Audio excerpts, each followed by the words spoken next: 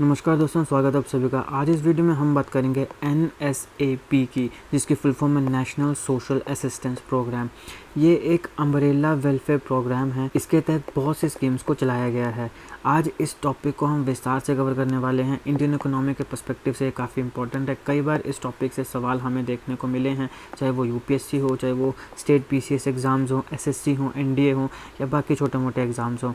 तो आप इस वीडियो को अंत तक देखिएगा। चैनल पर न हो तो सब्सक्राइब अवश्य करेगा। Politics, economy, GK, geography, science, environment and ecology की तमाम वीडियोस को देखने के लिए एक बार हमारी प्लेलिस्ट को जरूर चेक करिएगा। चलिए शुरुआत करते हैं। देखिए, गवर्नमेंट ऑफ इंडिया ने 15 अगस्त 1995, ये डेट याद रखना दोस्तों, काफ़ी इंपॉर्टेंट है। इस डेट से भी सवाल कई बार पूछा गया है कि NSAP को कब लॉन्च किया गया था, कब इसकी शुरुआत हुई थी। तो 15 अगस्त 1995 को इसकी शुरुआत हुई थी। 15 अगस्त हमारा इंडिपेंडेंस डे होता है और 1995 का वो साल था जब NSAP की शुरुआत गवर्नमेंट ऑफ इंडिया ने करी थी। NSAP जिसकी फुल फॉर्म है नेशनल सोशल असिस्टेंस प्रोग्राम। ये टारगेट करता है डेस्टिट्यूट्स को। अब यहाँ पे सवाल आता है कि ये डेस्टिट्यूट्स का मतलब क्या होता है। तो देखिए, डेस्टिट्यूट क्या है। मान लो एक व्यक्ति है जिसके पास थोड़ी या फिर पूरी तरीके से वो रेगुलर मीन ऑफ सब्सिस्टेंस नहीं है, इसके पास कोई भी सोर्स ऑफ इनकम नहीं है, राइट, और इसे फाइनेंशियल सपोर्ट की ज़रूरत है, तो वो व्यक्ति क्या है, डेस्टिट्यूट है। अब मान लो कोई विडो है, किसी का पति मर गया, वो विडो बन गई बेचारी, अब उसके पास कोई भी सोर्स ऑफ इनकम नहीं है, तो ये डेस्टिट्यूट हो गई। कोई ओल्ड एज, कोई बेचारा बड़ा ही बूढ़ा इंसान है और उसके पास कोई भी सोर्स ऑफ इनकम नहीं है, तो वो भी डेस्टिट्यूट बन गया। कोई मान लो किसी तरीके से डिसेबल व्यक्ति है, ठीक है, कई डिसेबिलिटीज़ होती हैं, हम सब जानते हैं, कई बार कईयों को डिसेबिलिटीज़ हो जाती हैं, उसके पास कोई भी पैसा, कोई भी सोर्स ऑफ इनकम नहीं है, तो वो भी क्या हो गया, डेस्टिट्यूट हो गया। तो ऐसे व्यक्ति जो डेस्टिट्यूट हैं, जिनके पास कोई सब्सिस्टेंस सोर्स ऑफ इनकम नहीं है, फाइनेंशियल सपोर्ट जिनके पास नहीं है, ना तो खुद की फाइनेंशियल सपोर्ट है या फिर ना ही किसी फैमिली मेम्बर की फाइनेंशियल सपोर्ट है, और ना ही ऐसा कोई सोर्स है जहाँ से उनको पैसा है कि मान लो किसी ने नौकरी करी है तो जी उसको पेंशन मिलेगी, किसी ने देखो जी ज़मीन ने अपनी किराए पे दी हुई है तो वहाँ से पैसा आएगा, दुकान ने किराए पे दी है वहाँ पे पैसा आएगा। मगर कोई ऐसा व्यक्ति जिसके पास ऐसा कुछ भी नहीं है और ना ही उसके पास बैंक अकाउंट में कोई पैसा भरा हुआ है, तो उस प्रकार का जो व्यक्ति है वो डेस्टिट्यूट बन गया। तो इस प्रकार के लोगों के लिए NSAP स्कीम को लाया गया था। अब देखिए, हमने बात करी डेस्टिट्यूट की, तो डेस्टिट्यूट व्यक्ति को आइडेंटिफाई कौन करेगा, कौन बताएगा कि कौन सा व्यक्ति डेस्टिट्यूट है, कौन सा व्यक्ति डेस्टिट्यूट नहीं है। तो कौन बताएगा, स्टेट बताएगी। द स्टेट्स, जितने भी स्टेट्स हैं, पंजाब, हरियाणा, UP, बिहार है ना, तमिलनाडु, वो स्टेट गवर्नमेंट्स जो हैं वो बताएंगी, या फिर UTs बताएंगे, यूनियन टेरिटरीज बताएंगी। मतलब कि जिस भी स्टेट या UT में वो व्यक्ति रह रहा होगा, वहाँ की जो गवर्नमेंट होगी वो उस व्यक्ति को आइडेंटिफाई करेगी कि भैया ये जो व्यक्ति है ये डेस्टिट्यूट है। तो इसको NSAP के तहत जितने भी स्कीम्स हैं जो हम आगे देखने वाले हैं, और उन स्कीम्स को मैंने इंडिविजुअली ऑलरेडी कवर कर भी लिया है, जिनका लिंक आपको डिस्क्रिप्शन बॉक्स में मिल जाएगा। अभी जब मैं उन स्कीम्स के ऊपर आऊँगा तब मैं उसको बताऊँगा। तो NSAP के तहत कौन सा व्यक्ति आएगा, यानी कौन सा व्यक्ति डेस्टिट्यूट कहलाएगा, उसको आइडेंटिफाई कौन करेगा, तो या तो स्टेट्स करेंगे या फिर यूनियन टेरिटरीज करेंगे। अब बात है कि NSAP को शुरू क्यों किया, इसका ऑब्जेक्टिव क्या है। इसका ऑब्जेक्टिव है basic level of financial aid provide करना। तो जो बेसिक लेवल की फाइनेंशियल एड है वो प्रोवाइड करना किसे, डेस्टिट्यूट को। अब डेस्टिट्यूट कौन होगा वो हमने ऑलरेडी देख लिया। NSAP जो है बहुत इंपॉर्टेंट है, ये डायरेक्टली सवाल पूछा गया है कि किसके द्वारा एडमिनिस्टर की जाती है। मिनिस्ट्री ऑफ रूरल डेवलपमेंट के द्वारा इसको एडमिनिस्टर किया जाता है। काफ़ी इंपॉर्टेंट है, इसको ज़रूर ध्यान में रखिएगा, इससे कई बार सवाल पूछा गया है। तो NSAP national social assistance programme, इसको 15 अगस्त 1995 को चलाया गया था। एम क्या है, एम है जो डेस्टिट्यूट लोग हैं उनकी मदद करना। डेस्टिट्यूट कौन व्यक्ति होगा हमने ऑलरेडी देख लिया। Basic level of financial aid वो जो डेस्टिट्यूट व्यक्ति है उसे प्रोवाइड करना इसका ऑब्जेक्टिव है। और NSAP को एडमिनिस्टर किसके द्वारा किया जाता है, मिनिस्ट्री ऑफ रूरल डेवलपमेंट के द्वारा। काफ़ी इंपॉर्टेंट है। ये जो प्रोग्राम है इसको इम्प्लीमेंट किया गया rural areas as well as urban areas. तो ऐसा नहीं है कि ये सिर्फ अर्बन एरियाज़ के लिए है या फिर ये सिर्फ रूरल एरियाज़ के लिए है, ये दोनों रूरल एरियाज़ के लिए भी है और अर्बन एरियाज़ के लिए भी है। अभी यहाँ पे देखो ट्रिक है, ट्रिक ये है कि जो एग्जामिनर है, अब क्योंकि यहाँ पे सोशल असिस्टेंस वाली बात आ गई, तो कई बार दिमाग में ऐसा लगता है कि यार ये मोस्टली रूरल एरिया के लिए ही होगी, अर्बन एरिया में तो भाई बड़े बड़े अमीर लोग रहते होंगे, मगर ऐसा नहीं है। हम देखते हैं जैसे चंडीगढ़ है या आपके पास दिल्ली है, लखनऊ है, जो काफ़ी अर्बन एरियाज़ हैं। लेकिन भाई सारे कोई वहाँ अमीर थोड़ी ना रह रहे हैं, गरीब भी रह रहे हैं। लेकिन होता क्या है कि एग्ज़ामिनर सवाल उस तरीके से पूछता है कि हमें सवाल पढ़कर ऐसा लगता है कि ये जिस प्रकार से सवाल पूछा गया है और जिस प्रकार से इसके फुल फॉर्म है, तो हो सकता है कि ये सिर्फ रूरल एरियाज़ के लिए ही हो, लेकिन ऐसा नहीं है। तो ये अर्बन एरियाज़ के लिए भी है और रूरल एरियाज़ के लिए भी है, ये आपने ध्यान रखना है। NSAP जो है ये बताता है काफ़ी सिग्निफिकेंट स्टेप किसके टूवर्ड्स, किसके लिए, फुलफिलमेंट ऑफ DPSP यानी directive principles of state policy. अब देखिए, थोड़ी दिन पहले मैंने आपको यूनिफॉर्म सिविल कोड के बारे में एक वीडियो बनाई थी, जिसमें मैंने विस्तार से यूनिफॉर्म सिविल कोड को आपको समझाया था। उसमें मैंने इसके प्रोज भी बताए थे, इसके कॉन्स भी बताए थे। मैंने आपको बताया था कि जो लोग इसके पक्ष में हैं उनका क्या पॉइंट ऑफ व्यू है, वो क्यों इसके पक्ष में है, जो इसके विरोध में है उनका क्या पॉइंट ऑफ व्यू है। उसमें भी मैंने आपको directive principles of state policy के बारे में बताया था। हालांकि ये इंडियन पॉलिटी का टॉपिक है, इसको अभी तक जब मैं ये वीडियो बना रहा हूँ तो मैंने अभी तक इस टॉपिक को कवर नहीं किया है। हम धीरे धीरे कवर कर रहे हैं, तो इसलिए हम इसे निश्चित तौर पे कवर करने वाले हैं। और हो सकता है कि जब आप इस वीडियो को देखें तो मैंने ऑलरेडी इसको कवर कर लिया हो।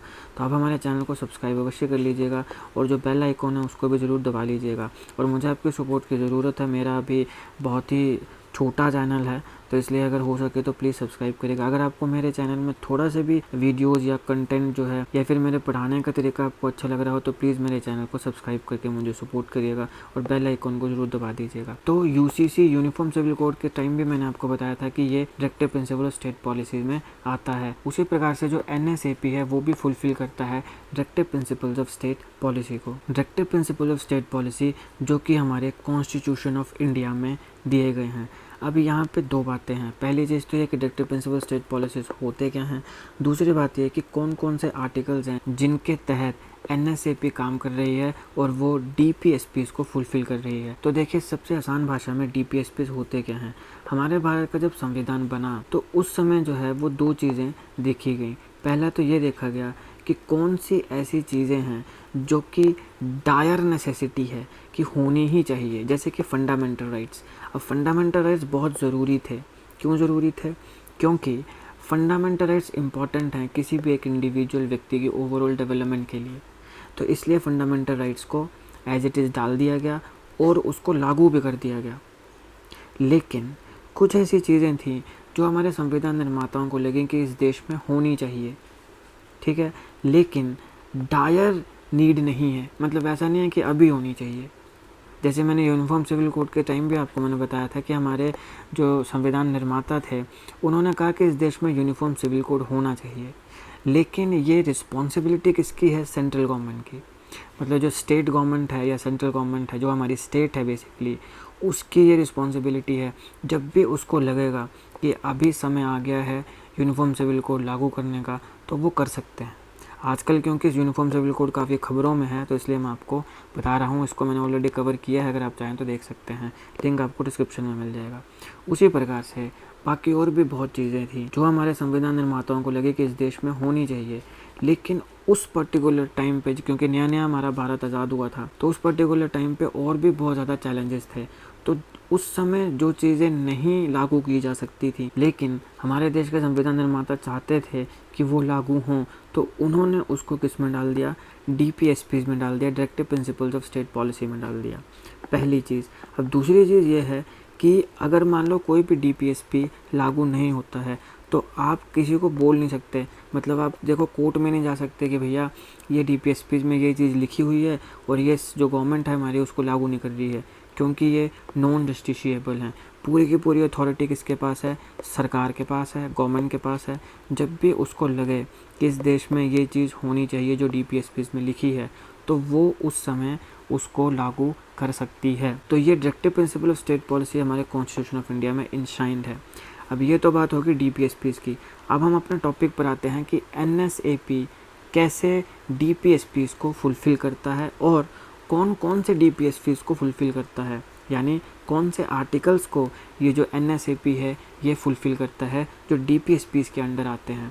तो यहाँ पे दो आर्टिकल्स आते हैं, आर्टिकल 41 और आर्टिकल 42। क्या बोलते हैं ये दोनों आर्टिकल्स? आइए देखते हैं। सबसे पहले आर्टिकल 41 क्या बोलता है? To secure the right to work, to education and to public assistance. मैंने आपको NSAP में क्या बताया, नेशनल सोशल असिस्टेंस प्रोग्राम। तो public assistance in cases of unemployment, old age, sickness and disability. अगर मान लो किसी भी कारण से कोई व्यक्ति अनएम्प्लॉयमेंट झेल रहा है, कोई व्यक्ति बूढ़ा हो गया है, ओल्ड एज है, कोई व्यक्ति बड़ा बीमार है, कोई व्यक्ति डिसेबल है, तो उसे पब्लिक असिस्टेंस मिलनी चाहिए। अगर मान लो कोई ऐसा बच्चा है जो बहुत ही गरीब फैमिली से आता है, उसके माँ बाप के पास पैसा नहीं है कि उसको पढ़ाया लिखाया जा सके, तो उसके लिए एजुकेशन सिक्योर की जाए और राइट टू वर्क ये सब सिक्योर किया जाए।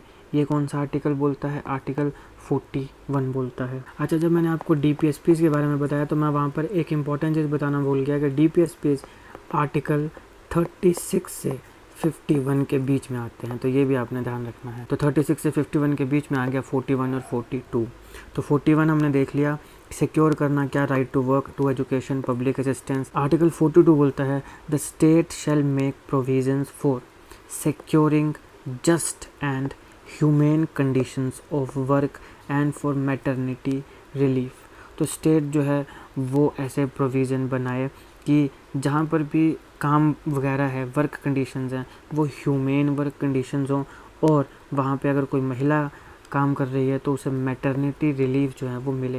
ये आर्टिकल 42 इसकी बात करता है। तो NSAP जो ये 41 आर्टिकल और 42 आर्टिकल है, इन दोनों को फुलफिल करने का काम करता है, जो कि DPSPs में आते हैं। अभी यहाँ पे ये जो NSAP है, इसकी इंटेंशन क्या है, सिटीजन्स को ये क्या सिक्योर करना चाहता है, भारत के नागरिकों को ये क्या देना चाहता है, खासकर वो जो डेस्टिट्यूट हैं। सबसे पहले एडिक्वेट मीन्स ऑफ लिवलीहुड, जीवन जीने के लिए जो एडिक्वेट मीन्स हैं, जो साधन हैं, वो प्रोवाइड करना। Raise the standard of living, अगर व्यक्ति के पास पैसा ही नहीं होगा तो स्टैंडर्ड ऑफ लिविंग भी कुछ नहीं होगा।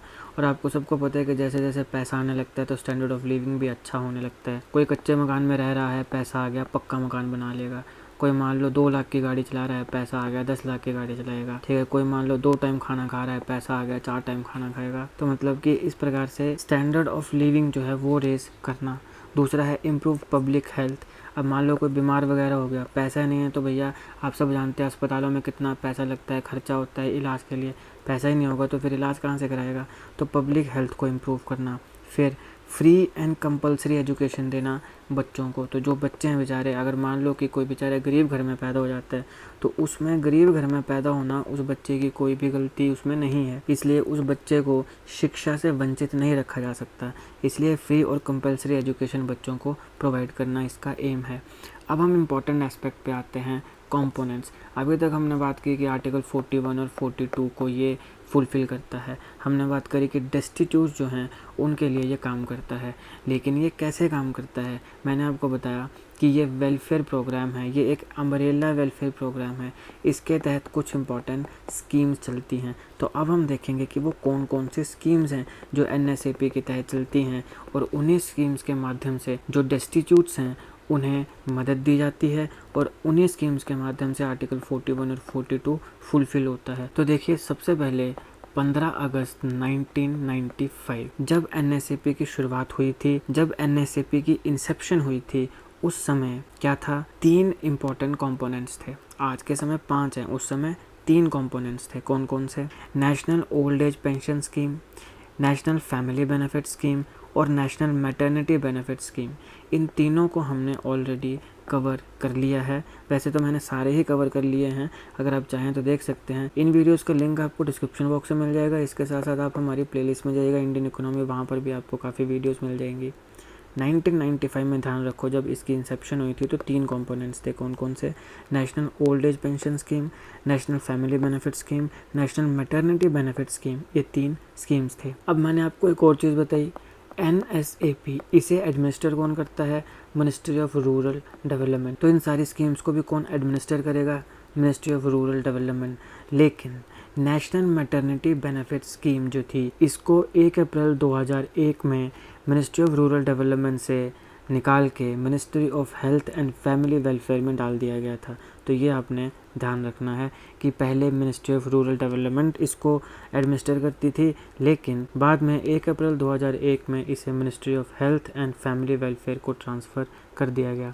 1 अप्रैल 2000 को चली अन्नपूर्णा स्कीम, तो ये चौथी स्कीम थी। इस स्कीम का एम क्या था? फूड सिक्योरिटी प्रोवाइड करना, खासकर जो सीनियर सिटीजन्स हैं जो कि NOAPS national old age pension scheme के तहत नहीं आते हैं। हालांकि वो NOAPS के लिए एलिजिबल हैं, लेकिन उसके बावजूद भी अगर वो इसके अंडर कवर नहीं होते हैं तो उनके लिए अन्नपूर्णा स्कीम जो है वो चलाई गई थी। 10 किलो अनाज free of cost senior citizens को दिया जाता है इस स्कीम के तहत। फिर फरवरी 2009 में 2 और नई स्कीम्स चलाई गई। कौन कौन सी? Indira Gandhi national widow pension scheme और Indira Gandhi national disability pension schemes. इन सारी वीडियोस को मैंने ऑलरेडी कवर कर लिया है। Indira Gandhi national widow pension scheme, Indira Gandhi national disability pension scheme, Annapurna scheme और बाकी भी मैंने जो स्कीम्स आपको बताई उनको इंडिविजुअली मैंने अच्छे से कवर कर लिया है। वहाँ पे आपको इनसे रिलेटेड सारे इंपॉर्टेंट जीके फैक्ट्स मिल जाएंगे। अगर आप देखना चाहें तो देख सकते हैं, लिंक आपको डिस्क्रिप्शन बॉक्स में मिल जाएगा, या फिर आप हमारी प्लेलिस्ट में जाइए, वहाँ पर आपको सारी वीडियोज़ के लिंक मिल जाएंगे। तो आज के समय NSAP में 5 स्कीम्स आती हैं, 5 इसके कंपोनेंट्स हैं। Indira Gandhi national old age pension scheme, Indira Gandhi national widow pension scheme, Indira Gandhi national disability pension scheme, national family benefit scheme और अन्नपूर्णा स्कीम। और जो मैटरनिटी बेनिफिट था वो मैंने आपको बताया, पहले वो रूरल डेवलपमेंट के अंदर आती थी, लेकिन अब वो ministry of health and family welfare के अंडर आती है। तो इन सारी वीडियोज़ को मैंने इंडिविजुअली अलग से कवर किया है, अगर आप चाहें तो देख सकते हैं, जैसे मैंने आपको पहले भी कहा। अगर हम ऑब्जेक्टिव्स की बात करें, इससे आपको सीधा सवाल पूछा जा सकता है कि NSAP के ऑब्जेक्टिव्स क्या हैं। तो देखिए, सोशल असिस्टेंट प्रोवाइड करना, जो पुअर हाउस होल्ड्स हैं उन लोगों को इन केस ऑफ डेथ, अगर किसी की डेथ हो जाती है, मैटरनिटी, अगर कोई मैटरनिटी में है, या फिर जो ब्रेड विनर है वो ओल्ड एज है, जो एक व्यक्ति जो कमा रहा है और वो काफ़ी बूढ़ा हो गया है, तो वहाँ पे सोशल असिस्टेंस प्रोवाइड करना, ये इसका एक ऑब्जेक्टिव है। इसके साथ साथ एक जो मिनिमम नेशनल स्टैंडर्ड होता है उसको इंश्योर करना, कि एक मिनिमम स्टैंडर्ड है ना जीवन जीने का, उसे इंश्योर करना, ये इसका एक ऑब्जेक्टिव है। इसके साथ साथ यहाँ पे बेनिफिट्स दिए जाते हैं, और इस प्रकार के जो बेनिफिट्स हैं वो स्टेट करंटली प्रोवाइड करती है, वो आगे भी प्रोवाइड करती रहेगी। इसके साथ साथ यूनिफॉर्म सोशल प्रोटेक्शन बहुत ज़रूरत है एक इंसान को अपना सामाजिक जीवन जीने के लिए, या फिर एक नॉर्मल जो हेल्दी लाइफ है वो जीने के लिए, तो उसको इंश्योर करना, ये भी इसका एक ऑब्जेक्टिव है, ताकि जो बेनिफिशरीज़ हैं पूरे के पूरे भारत में उनको ये प्रोटेक्शन जो है, सोशल प्रोटेक्शन, ये मिल सके किसी भी इंटरप्शन के बिना। तो ये था NSAP। मोटा मोटे तौर पे बात यही हुई कि ये वेलफेयर प्रोग्राम है, एक अम्ब्रेला वेलफेयर प्रोग्राम है जिसके अंदर काफ़ी स्कीम्स चलती हैं। वो सारी की सारी स्कीम्स इंडिविजुअली मैंने कवर करी हैं, आप चाहें तो देख सकते हैं, लिंक डिस्क्रिप्शन में है। और ये जो डेस्टिट्यूट्स हैं उनके लिए चलाई गई, ताकि उनको सोशल असिस्टेंट प्रोवाइड की जा सके, उनको मदद दी जा सके।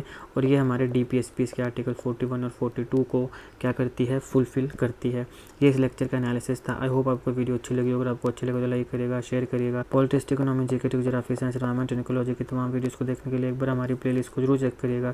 अगर आपको कोई कमी लगी हो इस वीडियो में तो वो भी मेरे को कमेंट बॉक्स में ज़रूर बताइएगा, क्योंकि मेरे इन सब जो मैं वीडियोज़ बनाता हूँ ये देखकर आपको हेल्प मिलेगी, और आपकी जो फीडबैक है वो मुझे हेल्प करेगी ग्रो करने में, इम्प्रूव करने में। तो अगर आपको कोई कमी लगी हो तो मेरे को कमेंट बॉक्स में ज़रूर बताइएगा, मैं उसके ऊपर 110% काम करूँगा। और अगर आपको कुछ अच्छा लगा हो तो भी मेरे को कमेंट बॉक्स में ज़रूर बताइएगा, क्योंकि उससे मुझे मोटिवेशन मिलती है। मुझे आपके सपोर्ट की ज़रूरत है, तो आप प्लीज़ मेरा चैनल को सब्सक्राइब कर लीजिएगा, और जो बेल आइकॉन है उसे भी दबा लीजिएगा। आपका बहुत बहुत धन्यवाद।